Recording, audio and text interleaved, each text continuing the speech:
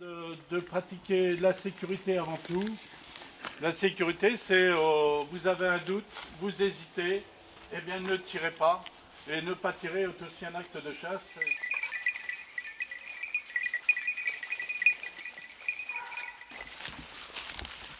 Vous-le.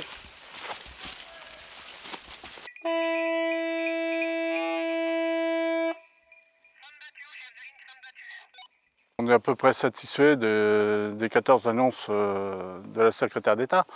Donc maintenant, après, il faut voir l'application, comment est-ce que ça va se mettre en place et les moyens qu'on va être obligé de mettre en face et qui va subvenir à ces moyens, quoi.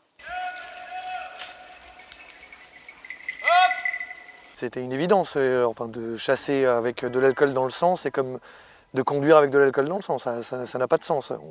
Aujourd'hui, quand on chasse, on a une arme dans les mains. Une arme, c'est un outil où on a la mort au bout du doigt.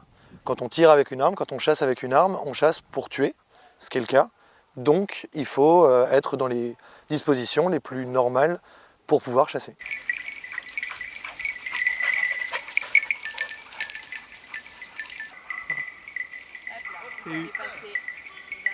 Pourquoi on ne peut pas partager un espace dans le temps et si on ne peut pas accorder une journée entière, pourquoi pas une, deux ou trois journées, demi-journée, pardon, mercredi pour les enfants par exemple, ou le scolaire, ou l'extrascolaire, le samedi après-midi, et donc du coup les chasseurs pourraient chasser le matin, faire leurs agapes à midi et sans conséquence l'après-midi, et du coup l'après-midi, que ce soit le samedi ou le dimanche, on puisse se promener quand même dans des espaces qui sont le bien commun de chacun.